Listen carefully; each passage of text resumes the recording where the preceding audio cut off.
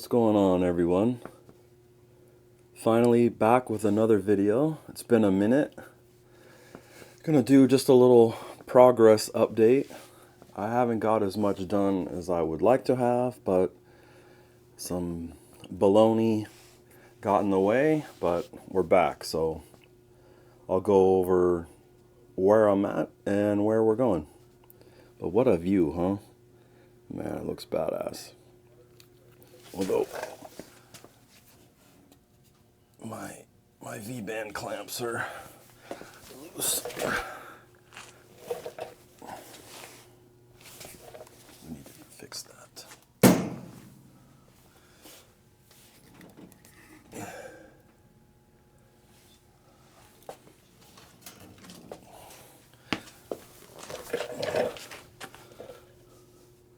What a beautiful view, huh? Yeah, it's looking good. All right, let's go over what's been done. So the first thing that I did was I took out the steering box and the steering column. And well, let's go back a step here. So that the driver's side header was going to be a problem because the head and the steering box are extremely close together. And I had decided when I was doing this change that I wanted to put, I guess they call it a 500 series box, which is a tighter ratio. These come with a 605, I think. So I was curious to know if the 500 box was going to be smaller and maybe would help me out with my header problem. And the answer to that is no. I put the 500 box in, and it's even bigger than the other one. But to be fair, I bought a cheap-ass eBay steering box. I didn't get the CPP one like everybody else gets. So maybe that one's smaller. I don't know. But this one is either pretty close to being the same size, or if not, a little bigger. Okay, so I put that box in, and if you have a Tri-5 Chevy, you know that the old steering box has the steering shaft like integrated into it. It's like all one unit, and it's a pain in the butt to take out, and it's just a weird style. So anyways, I put the new box in, and it has just a splined stubby shaft coming out of it like every other steering shaft. So I put just a basic Speedway, they call it a hot rod column, in. Instead, I took the factory one out and put that one in.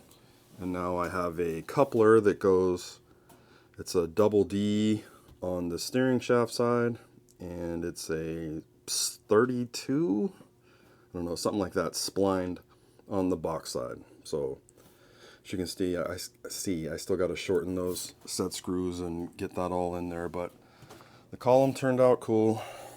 I probably could have gotten an inch or two longer. This was a 28. I probably should have got a 30. It's okay though. I'm kind of tall and have long arms, so it'll be all right. Put it in there with a 1 3/4 inch style pipe clamp that I will cover up with the trim, cut those studs off. It is in there like swimwear. It's very sturdy. And it has a quick release, which I like and wanted. So that was the first two things I did. Column and the steering box. So once that steering box was in, it was time to do the headers. Now the passenger side header, now if you watched any of my other videos, these were originally LS headers that I cut the flanges off, extended the pipes, welded on big block flanges, and I like the way they came out. They're a little messy looking, but I'm gonna grind them down and then paint them white and then wrap them in header wrap, so you won't be able to see any of the weld issues or any of the scratches and all that. I did that because I didn't need big honking 2 1/4 primaries. You know, this is smaller cubic inch than most LS motors these days. They came out nice. I like it. This one fits really good. This one, as you know, that steering box issue was causing me problems, but I hacked this header up and then got some 1 3/4 stainless steel pipe off Amazon and just welded it up to where it fit around the box. And it's really tight, but as you can see, it fits. I had to put a little dent in one of the tubes right here to fit around that bolt, but it looks good. It still looks similar to the other pipe, and the turbos end up, I wanted it to be kind of symmetrical. Now, I knew it wasn't going to be perfect because naturally this head sticks farther forward than this one. And if you look from the side, you can see that. But from the front, which is the view that I just sit here and look at because it looks bitchin' as hell, it looks good. Keep in mind, these V-band clamps are loose. I still have to adjust everything. So that was the other thing that got done. The headers are done. Well, they're not done. They're not done in the sense that I have to find a place, weld in a pipe that's going to house the wastegate. Wastegate on each side. I don't have a lot of real estate to do it. I'm not sure where I'm going to do it. So I got to find that. And that matters. You don't want it coming out at a 90-degree angle. You don't want it definitely going the other way. It has to, you want your exhaust to flow into it nicely, or else it's not even going to function properly. So that's what's next. I think where I left off, I just had the front motor plate on. I didn't even have a water pump or anything on there. So basic accessories in the front are done. Another thing that I got accomplished was the mid plate. I'll take you down under there and we'll take a look at that.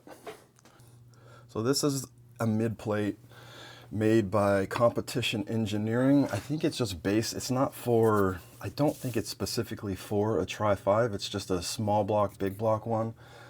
These things are all kind of cut to fit. And they come with 2 brackets that you got to weld on yourself onto the frame. You got to fit it all in there and drill your holes. And I did that, and now it's in. It's bolted up here. These bolts were just in to keep it in place while I was able to fit it, bolt it to the frame. So now I can put the clutch and the scatter shield on, and then the transmission will go in. So that should be happening this week.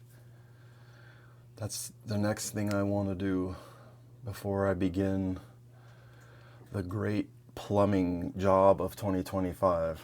And let's go talk about that.